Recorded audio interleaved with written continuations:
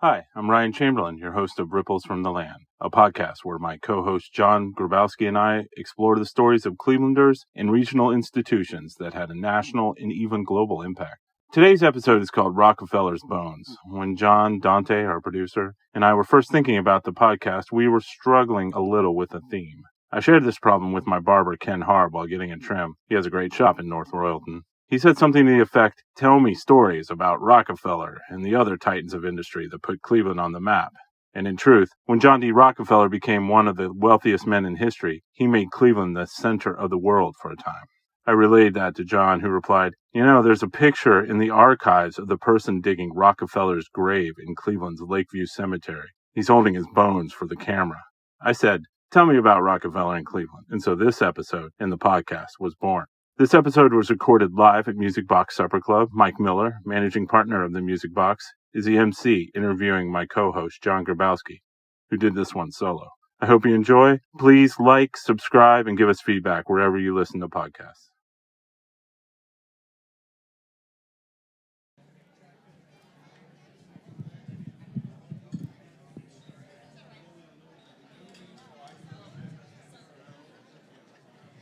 Good evening, everyone. Welcome to the Music Box.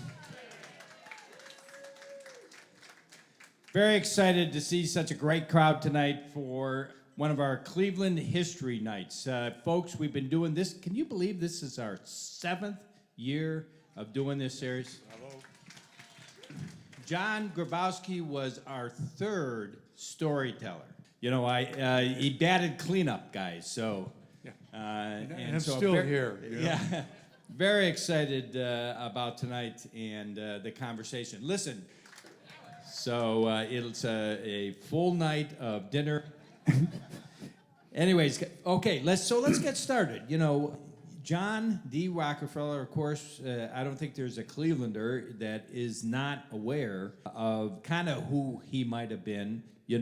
Where was this guy born? Where did he go to school? Where did he grow up? Well, he was actually in a town in western New York called Richford, Richford. You could make anything you want to of the first part of that name. But what's important about it, it was part of an area known as the Burned Over District, which had gone through a number of religious revivals. And so he was born there. He was born to Elizabeth Eliza Davison and William Avery Rockefeller. And there's another story in that. And then in 1853, the family sort of moved slowly and ended up in the greater Cleveland area, first in Strongsville and then living in Parma. And then Rockefeller would end up boarding in downtown Cleveland and going to the first public high school west of the Allegheny Mountain, Central High School. Now, about what year was this? That's 1853, yeah. Okay. So and that gets into the story of Rockefeller's father, if you want to get into that as well. Well, because that's an interesting part of this. He was a shyster. He was a bigamist, if you will. His name was William Avery Rockefeller, and basically he and John had a contentious relationship. He went by Dr. Livingston. We know that he was a medicine man, right? He was a medicine man, yeah. And he sold, and some people like to think that he sold medicines that were partially based on petroleum. We don't know if that's true. But the story is, this is what forms John Rockefeller's life. His mother was deeply, deeply religious. And Rockefeller would be deeply religious throughout his life. He was an ardent member of the Baptist Church. And his father, William Avery Rockefeller, taught him to be good with money. And the interesting story here is that his father would basically give loans to his son and then demand the payment on interest. And then he would try to fool them and basically said, he said, "I want them to be smart, but I'm trying to trick them." But the father was never fully present. And so when the family moved out to Strongsville and later to Parma, basically John D. was the oldest child and he had responsibility for the family. But he was born with this, brought up with really strong religious belief. And that follows him throughout his life. But he was also an extraordinarily logical, driven, focused man. And I like to think of him almost as Mr. Spock in Star Trek. And he looked at things and he worked out the way they should be worked best. And that's what his financial acumen came from. His father had a little bit to do with that, yeah. All righty. All right. Now, kind of describe his rise. You know, you said that he came down to Cleveland to be literally in a boarding school, correct? Yeah, he came to be a boarding school. I want to read something about that first, if I can interrupt. Yeah. Yeah, there's the best book on John D. Rockefeller is by Ron Chernow. It's called Titan. And it's a Titanic book, so beware of that. It's very large. But Chernow said, this is a quote from Chernow. This is the only thing I'm going to read to you tonight. What makes him problematic and why he continues to inspire ambivalent reactions is that his good side was every bit as good as his bad side was bad. Seldom has history produced such a contradictory figure. And that's what we're talking about tonight. Get back to the beginning. About what age was he when he was sent down to a boarding school? Boarding school. He was in his early 20s by that time. Yeah. He was barely 20. And that's where he ended up at Central High School. And then after a short career at Central High School, where one of his classmates, one of the people he met there, and later was Celestia Spellman, who would become his wife. And also he was close to another Clevelander who we're going to do someday named Marcus A. Hanna, who went to Central High School. And he then went to a 10-week course at Folsom's Business College, where he learned bookkeeping and penmanship. Because in a day before, as I tell my students, typewriters, which they don't remember, or computers, which they do know, good penmanship was de rigueur if you were going to get a job in business. So he was extraordinarily good, not so much in his handwriting, but with money and with figures. Very, very logical. How did, he literally from taking penmanship to the richest man in the world? In 30 seconds, we have okay? 30 seconds, so great. Well, let's start right down here in the flats, because the flats were the place to be in the 1850s. This is where the canal ended up. This is where the railroads were beginning to run through. This is where lake traffic came through. And along Merwin Street, how many of you have been to Merwin's Wharf Restaurant? Okay, Merwin Street was right on that area just where the canal came into the river, and it was loaded with what we would call commodities houses. People who bought wholesale goods coming in, grain and so forth, and then retail to it. And he got a job at Hewlett and Tuttle Commodities House. And I think he started at something like $18 a month and then worked that up to $56 a month. His job was to go out and to dun people who hadn't paid their bills yet. He was not a threatening person, but he was a persistent person. He would come and he would continually knock on your door and say, your bill is due. And he rose rapidly in that business. He then went on to found his own commodities house. And I guess the secret there is that two things. This gets a little complicated. The 1860s were a good year for commodities in Cleveland because the Civil War had broken out. Traffic on the Mississippi River was fairly much impeded, so a lot of commodities were coming in through the lake areas. And so he was selling a lot of good things. And then in 1863, he, with Samuel Andrews and a man named Clark, started their own commodities house, and they got into a new commodity which was coming out of the ground in western Pennsylvania, which was petroleum. So in 1863, he founded that. Samuel Andrews is another story, and then that goes to founding what becomes Standard Oil in 1870, and that goes to the fact that by the 1880s, Standard Oil had control of 90% of the provision of petroleum products in the United States. It had a good percentage of the production, but not as large as that. It had become the first major trust and monopoly in the United States. And by that time, even before that time, Rockefeller had become an immensely rich person. And that's the person that we all remember. What did he actually do during the Civil War? I mean, was this just build his company, or he didn't go to war? No, he didn't. He built his company because business was good, and his argument was that he was responsible for his family because his father was absent, and he was caring for his mother, Eliza, and he was caring for the children. But he also said that he had just started a new business, and he wanted to make sure it would succeed. And so he was not drafted, and when the draft came out, he did what a lot of other wealthy people did. He bought a substitute for $300. Now, he sent somebody to war for $300? Well, a lot of people did if they had the money. And that sort of thing resulted in what were known as the draft riots in New York City shortly after the Battle of Gettysburg, the bloodiest riot in the United States. But what Rockefeller did, this is the one thing about the man, if you remember the comment by Chernow. Okay, he seems like a draft dodger. His brother Frank served. What you look at is there are stories that he gave deeply. Now, Rockefeller and his wife, when they got married, I believe in 1868, Celestia Spellman came from a strongly abolitionist family, which was active in the Underground Railroad. Rockefeller, and as a student in Central High School, wrote essays about the evils of slavery. So they donated money. If you know Spelman College in Atlanta, Georgia, that's from the family. And there's a story, we can't prove it, but it's in the Chernow book, and he relates it as that one of the regiments being mustered in Cleveland went down to see Rockefeller, and as the young men walked through, 30 of them, he supposedly gave each of them a $10 donation. A lot of money at that time. My kids think it's, and students think it's chump change. So there's this mixed feeling about this man. So he's doing that, and the other aspect of him is his religion. When he got his job at Hewlett and Tuttle, he wrote it down as the most important day of his life. And he began at that point to keep a ledger book. And the Rockefeller Archives in Peconico Hills, New York, has ledger book number 1, a tiny little book which shows how much money he got and where he spent the money and how he gave the money. And if you do the percentages, his donations annually from the beginning were like 3 to 5% of his annual income. And he became a janitor and a member of Erie Street Baptist Church, which became the Euclid Avenue Baptist Church, and that was his focus throughout his life, this religion, yeah.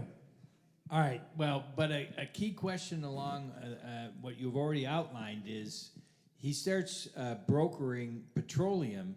There are no cars. What the hell were they doing with this stuff? How could he make this kind of wealth when this is way before cars, Well, I'll tell you, Mike, we should turn off all the lights in here. Because, how did you get light before that? And it was candles, and if you were wealthy, it was whale oil candles. And if you're not wealthy, it was tallow candles, which tended to smell. And so people were always looking for a new source of light. And from petroleum, they learned to refine kerosene. And kerosene became the primary product that Standard Oil sold. But Standard Oil also, given Rockefeller's fanaticism about making everything you could out of anything, began to get all the byproducts they could. And at one point, they were trying to deal with gasoline, this unwanted product that they were doing. And there's a good book by one of our graduates, Jonathan Vlasic. It's called Refining Nature. It's about Rockefeller and the pollution outside of Chicago, Whiting, Indiana, and the Cuyahoga River. They were trying to use it for welding. It was kind of explosive. It was problematic. One of the stories says that they used it to heat the facilities at refinery number 1. By the way, refinery number 1, which was started in 1863, is now a contentious space in Cleveland. You've been reading this news about where to put the prison? The Standard Oil site is one of the choices that they're trying to get rid of because it is toxically bad. But that aside, they were using it for lighting, and lighting is really important. That's why Charles F. Brush does an arc light. That's why Edison, we wouldn't be here tonight if we didn't have lights. It was lighting, and so when you got kerosene, that was a major product, but he also made paraffin, axle grease, anything else he could out of the petroleum that came out of these wells in Pennsylvania. And the Pennsylvania oil fields were, for a long time, the major oil fields in the United States, long before one was founded outside of Lima, Ohio, long before Texas, and long before California. So it wasn't Jed Clampett? Pardon? No, it wasn't Jed Clampett. Nope. No, nobody took a shot and hit an oil well. That was not it. But the thing you have to know about Titusville and Western Pennsylvania, I should throw this over to Megan because she's a Pennsylvania, is that this was akin to any of the major gold rushes in the United States. People were falling all over one another to get oil out of there. People were doing nasty deeds to one another to get oil out of there. People were dynamiting wells to get petroleum out. The rivers were polluted. The landscape was polluted. It was the Wild West in the East. And Rockefeller saw this chaos, and in his organized mind, he wanted to create something more logical from it. All right, now, I think a lot of this audience would not realize at one point what percentage of that oil was refined here in Cleveland. A substantial point. There were 5 major refinery cities in the United States, 4 of which were in Pennsylvania at this time, and Cleveland was probably the lead city. And by 1870, refining oil and petroleum products was the major industry in Cleveland. It would be eclipsed by iron and steel in the 1880s. And one of the stories that Vlasic tells in his book is that when you were coming on ship to Cleveland in the 1870s, you could smell the oil out on the lake. And by the 1880s, the river was was so polluted that the mayor at that time referred to it as an open sewer running through the city. Now, you have to remember, and this goes ahead in our discussion, that there were 26 oil refineries in Cleveland. They had two major problems. One was what to do with the products that you couldn't reuse, and some of those went into the river, so the first recorded fire on the river was in 1868. The other issue really was,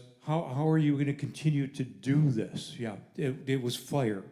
So the Hanna family started an oil refinery, and that burned up. So you had oil refinery fires. It was chaotic landscape, a polluted landscape. It was a landscape that attracted immigrants. The Czechs came to Cleveland. They settled on Croton Road. They made barrels for Mr. Rockefeller. And one of the statements among the Czech population in Cleveland is that every Bohemian in Cleveland made a barrel for Mr. Rockefeller. Oh, wow. That gets into vertical integration. We can talk about that, okay? Well, but let's move to, again, so, by, what'd you say, 1870, 1880, he's one of the richest men at that point in the country. Yeah. And again, we're starting to enter an era that was known as the Gilded Age, and conspicuous consumption became a phrase. Talk a little bit about his relationship to all of that. It's kind of interesting because when we say the Gilded Age in Cleveland, all of you are going to say Euclid Avenue, right?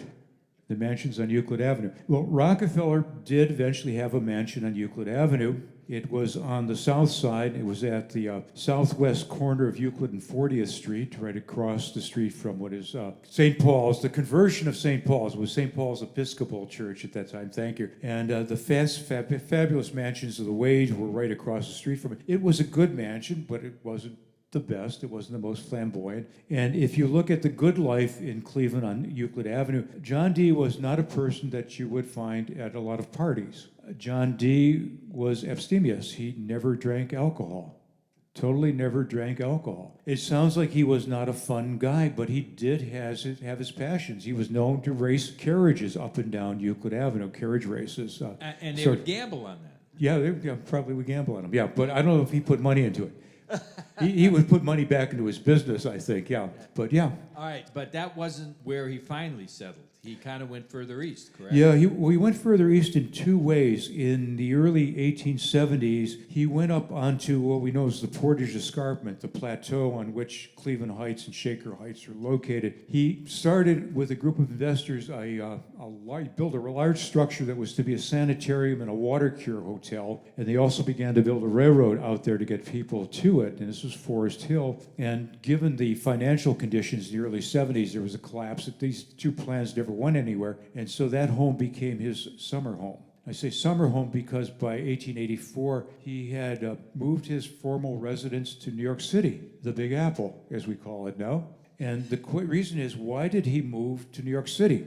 And there are two reasons that I would give. One is from Ron Chernow. The fact is that he had tapped out all the available capital in Greater Cleveland. He needed to be in the city where you could get more money. The other thing, which we don't realize, is that a lot of his production of kerosene or whatever else was being exported. And so he needed docks and ports. He needed to be where all the action was, and it was in New York City. So he would then come back to Cleveland almost every summer, spend enough time here not to pay taxes, and then go back to New York where he did pay taxes. They lived in a fabulous mansion on Fifth Avenue. His children grew up there. There were 5 of them. And John D. II, we can talk about later, yeah. All righty. Now we have a table over here who claim they live on the 15th hole or something like that. He had a 9-hole golf course there. 7th hole. Yeah, this is interesting. We say John D. wasn't a fun fellow, but he took up the game of golf very rapidly. And at Forest Hill, he built a 9-hole golf course. I heard somewhere that when he began to landscape it, they brought in fully grown trees. Now, imagine this. This is before trucks and transportation. They planted them there. And he would golf on that course, and one of the people he golfed with was a man named Eden, who was Cyrus Eden's father. So that's another story that goes on. And then we can talk about the future of Forest Hills a little bit later, but this was his summer getaway. He came back to Cleveland every year. The other reason he came back to Cleveland, this goes ahead of things, is his mother died in the 1880s, Eliza. And he had Eliza buried in Lakeview Cemetery in the family plot. And that will get to another story as to why John D. is buried at Lakeview Cemetery, but we'll save that. All right, well, now, but let's talk a little bit about, he's controversial all the way through today, and a lot of people felt, okay, moved to New York City and kind of forgot about Cleveland, and, he became known for a lot of philanthropy, but he did give back. He did give back, and that's one of the myths that Rockefeller's money all went elsewhere. But if you look around, and one of my late colleagues, one of the first writers for the encyclopedias I mentioned, Kenneth Rose, worked at the Rockefeller Archives, and he compiled a list of all of Rockefeller's donations to Cleveland over time, and many of them were small donations. Let's go back to another fact. When he became rich, he got thousands of letters. I need money, Mr. Rockefeller, please give me money. And it got to the point where he had to basically hire somebody to take care of those letters. He was tired of making judgments on the letters when he was trying to run a business. He never stopped giving to the churches. Erie Street Baptist became Euclid Avenue Baptist Church. He supported that throughout his entire life. But his money in Cleveland, you can find it in various places. Alta House in Murray Hill, that was named after his daughter, Alta Rockefeller Prentice. And the reason he probably supported that in the middle of the Italian neighborhood is we believe his coach and carriage when he came back to Cleveland would have gone up Mayfield Road to the cemetery. And then there was an Italian named Joseph Carabelli, the stonecutter of Carabelli Monument Works. And that's the man who carved the tallest obelisk in Lakeview Cemetery, approached Rockefeller in the 1890s for support for this new social settlement, kind of a community center that would be named after Alta Rockefeller Prentice. The big question, and I'm a CWRU person, I've been there all my life, is, why didn't he give more money to CWRU? One of the myths is that he had it in with the Mather family because of a shipping controversy. I don't think that holds water. He did give money to CWRU. I think the money's like $2 million over time. There's a building on our campus, on the Case side of the campus, the Rockefeller Building. Frankly, folks, that's the only building on campus which new students know the name on the building.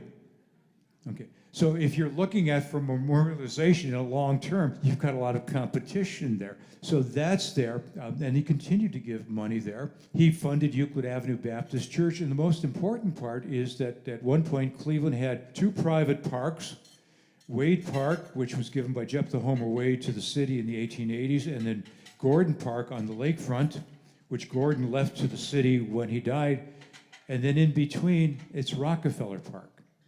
And the city had been trying to buy that land to connect the parks. They bought some land, and for the city's centennial in 1896, they got a letter from John D. Rockefeller indicating that he would buy the land and pay back the city for any land it purchased for the land in between. So it is here. But the other question, I would say, is the Rockefeller Foundation, which was established in 1913, gives money to many medical purposes, so we would need to look at how many grants came from the Rockefeller Foundation to Cleveland-based physicians and people such as that. So yes, his son built Rockefeller Center in New York City, and that sort of overwhelms everything, but he never really forgot the city.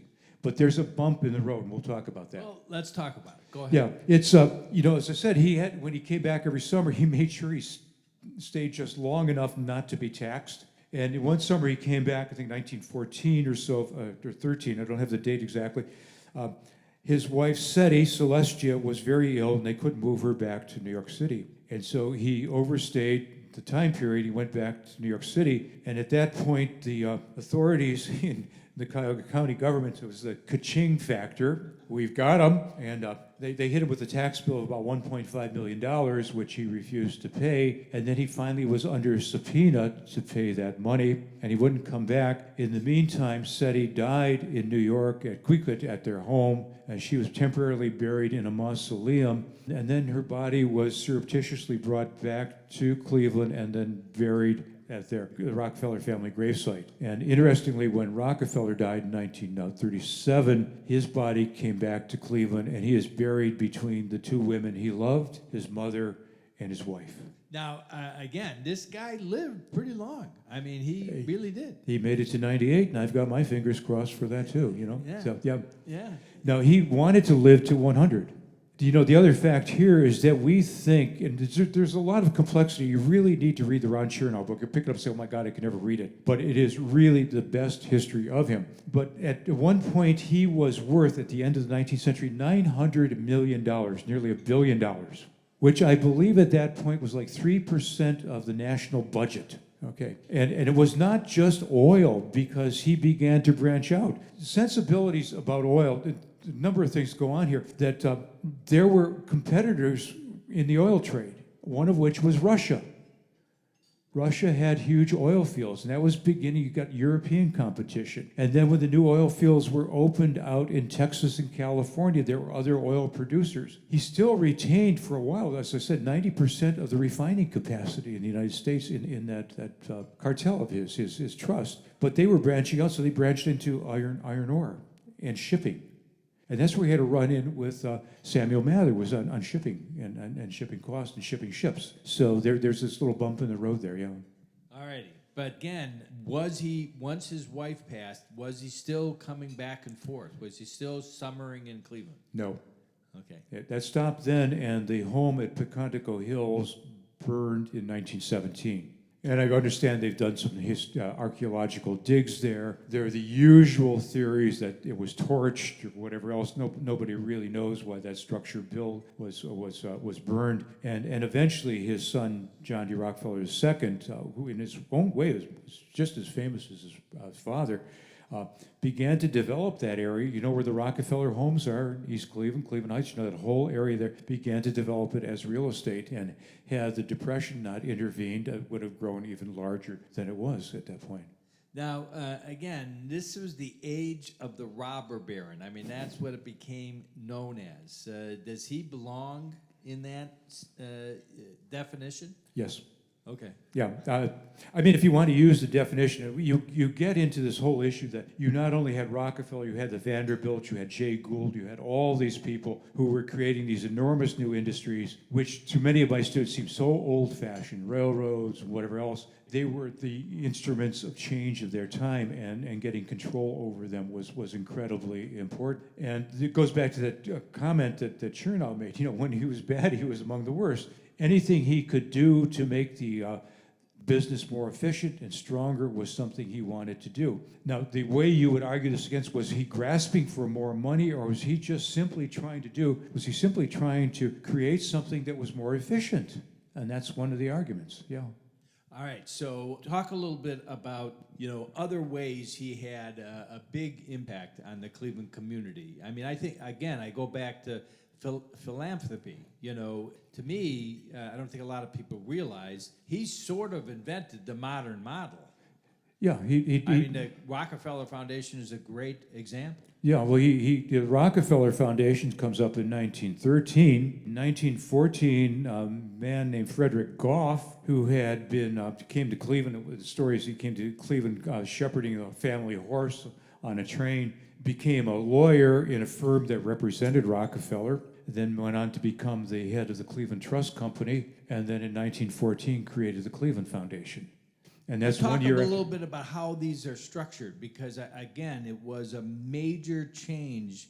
You know, a lot of charitable organizations are kind of pass through. They take what the donations are and immediately pass it through, and most of them exist that way. But this was a brand new approach. Yeah, well, not really brand new, because Andrew Carnegie started his own foundation in the 1880s, and Carnegie was immensely wealthy as well. And all that goes to both, I think, the philosophies of life these people had as to where they would give the money, and their religious beliefs. Everybody knows about Carnegie libraries, building libraries across the country for the good of people. And Rockefeller's foundation was basically focused on medicine. Interesting side story, if I can tell you. I've taught in Turkey for 2 years at a university. It was founded by an incredible pediatrician named Ihsan Doramaja. And we found out that Ihsan Doramaja had gotten a grant from the Rockefeller Foundation to start off his career in building a little dispensary in Ankara, Turkey. So they had basically purposes of trying to make life better. Depends on how you want to look at it, because, you know, one of the things that the Rockefeller Foundation funded was the eradication of hookworm. But the Rockefeller Foundation was also interested in eugenics at one point. So you're looking at giving at times that might be distasteful. Now, interestingly, the Rockefeller Foundation has not always had a member of the family on the board. It has shifted over time. The Cleveland Foundation is different because it's a community foundation. And what Frederick Goff was focused on was he wanted to eliminate what he called the dead hand of the past. That is, somebody leaving a ton of money for a foundation that would support the usual cliche is building horse troughs on Euclid Avenue. The question is, when you don't have horse troughs on Euclid Avenue, what do you do with the money? So he wanted a flexible foundation in which money could be used as needed in the city. And he initially intended to have an all-private board, and it's his wife, Frances Southworth, who suggests to him that it should have a public-private board. And the Cleveland Foundation thus has the bragging rights for being the first modern community foundation. So that derives from this Rockefeller connection. And believe me, foundation support has been really critical to what we do in the encyclopedia and what has been my life. Oh, yeah, absolutely. And again, my point was endowing it so that they live on, they exist on the interest and the earnings. It was the endowing it part of it that I think Rockefeller led the way with making sure these went on for all time. Yeah, it's the money earned on the principle that goes through. And believe me, I'm a great supporter of endowments because my position is supported by two of them. All right, perfect. So, bringing this full circle, Rockefeller's impact not only in Cleveland, but kind of on a national scale, international scale. It's extraordinary. It is one of these things, let's go back that Rockefeller was not born in Cleveland. He spent a portion of his life here. He started the business that made him a gazillionaire, if you want to call it here. He expanded that business. He moved his headquarters. He moved his lifestyle. He maintained an interest in Cleveland. But his impact on the city is still strong. I argue that there are three Clevelanders that almost everybody will know around the nation. One is John D. Rockefeller, the other is Jesse Owens, the third is Bob Hope. Think about that. Think about how many people from this area would have resonance if you walked up to somebody in LA and said, I'm from Cleveland, who do you know in Cleveland? And to be one of these three people. Yeah. Absolutely. Yeah. But again, kind of what are some of the other across his life you feel are some of his biggest impacts? Well, I think, let's go back to Western Reserve University. He founded another University of Chicago, basically paid for all the land at the University of Chicago, and wealthy Chicagoans then built the infrastructure. And I forget how much money he and the foundation put into the University of Chicago over the years. University of Chicago is now ranked one of the 10 best in the United States. So that is out there. His son basically looked at pristine lands in Wyoming and saved them as well. John D. Rockefeller II is the one who created Colonial Williamsburg. It's a really interesting story in Colonial Williamsburg because he saw the potential there, and this is John D. Rockefeller II, and his father was still alive at this point. His father retired in 1898, by the way.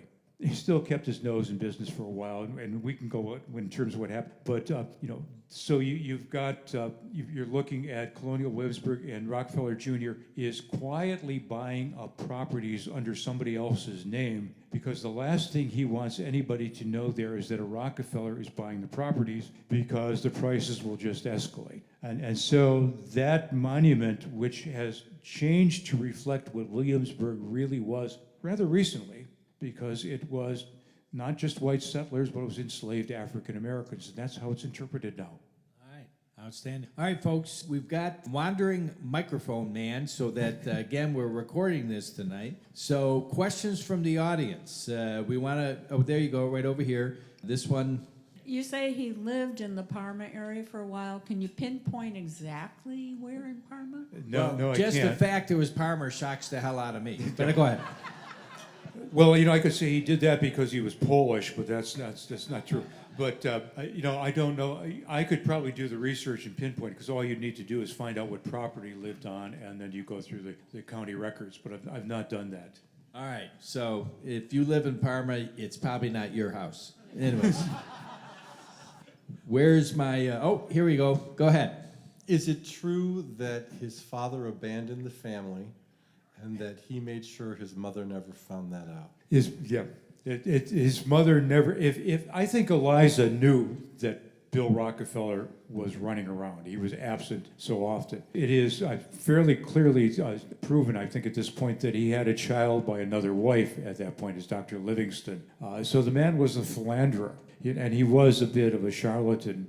I think the story that Chernow says that, he taught Rockefeller how to manage his money is really a good story, and it shows one impact of the father. But yeah, we would say he's a ne'er-do-well. He's certainly not buried in the Rockefeller plot.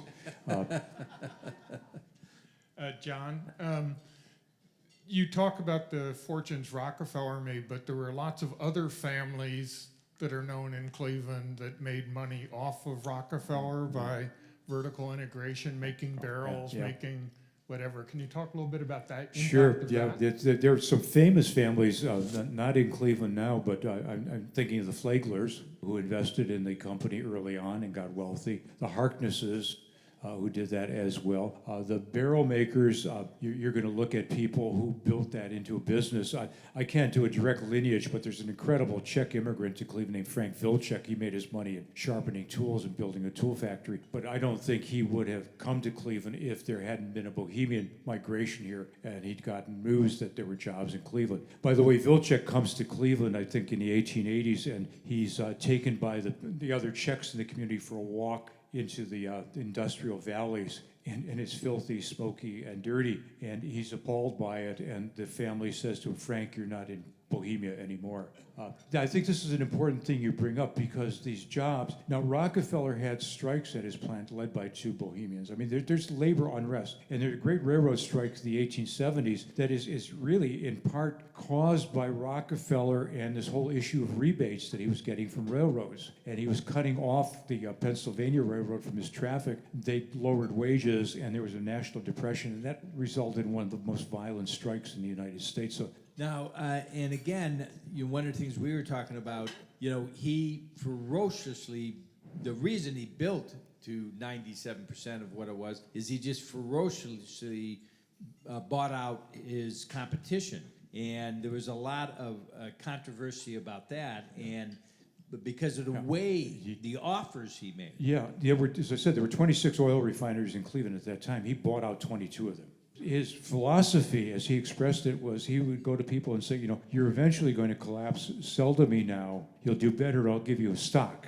And a lot of people refused the stock, and they took money. But hindsight is a good. The ones that took stock, yeah, did well. So you have that. The other thing he does is, it's not that he's the first, he's in vertical integration.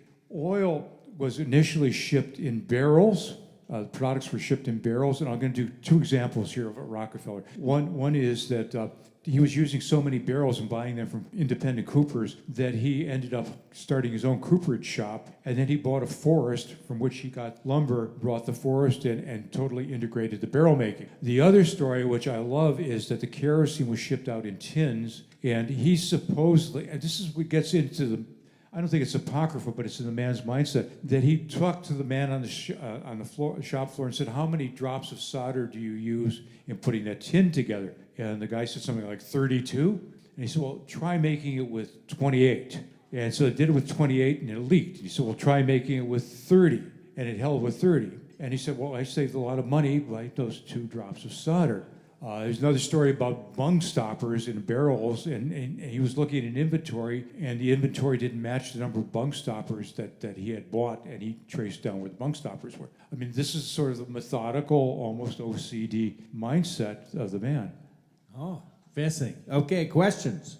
Did Cleveland ever collect the $1.5 million? And could you elaborate on consequences of their trying to? And did Newton D. Baker have a piece of that action?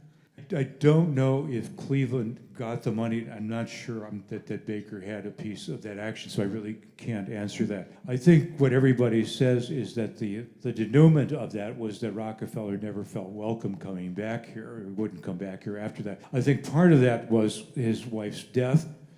The home, even if he had come back, would never have been the same without SETI there. So there are multiple interpretations of that, but I don't think this, I know there's a subpoena out, but I don't know what the result of the case was.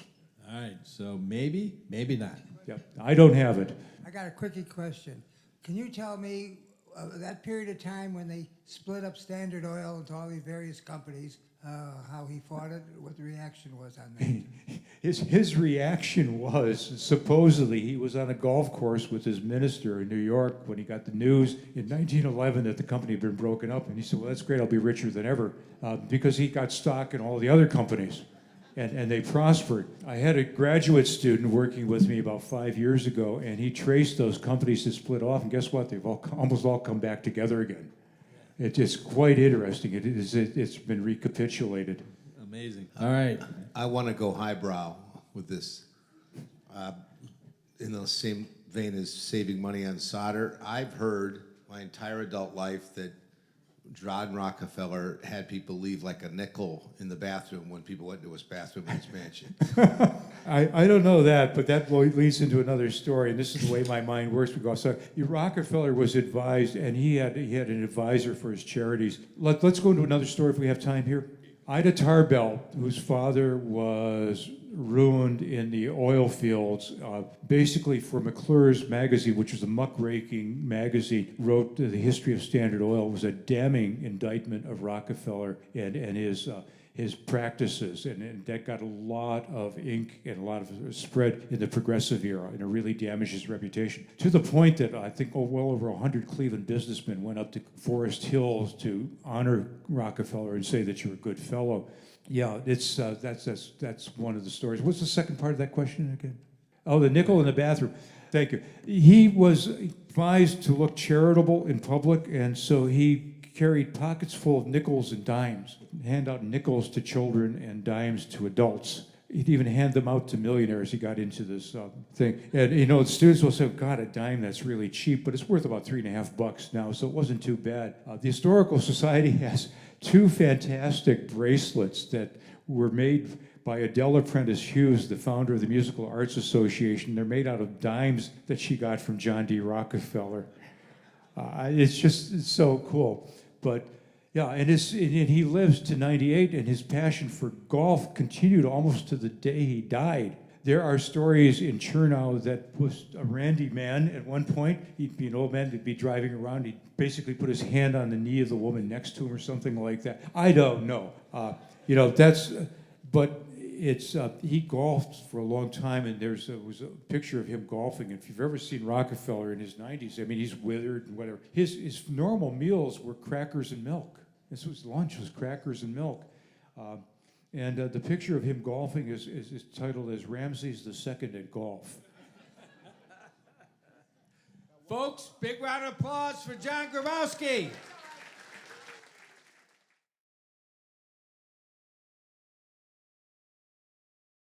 Ripples from the Land is made possible by the dedication and diligent efforts of myself, Ryan Chamberlain, and my co-host, John Grabowski, and the countless brilliant minds that contribute to the Encyclopedia of Cleveland History.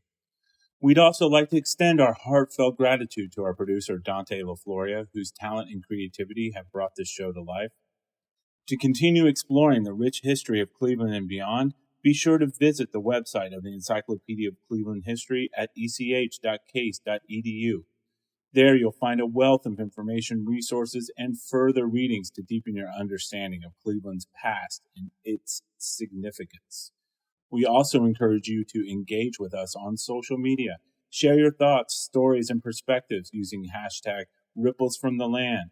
We value your feedback and look forward to connecting with you. Thank you once again for joining us on this enlightening journey. Remember, history is not just a series of dates and events. It's a tapestry of social relations, past and present, that shape the spaces we live in. Until next time, keep exploring, keep learning, and may the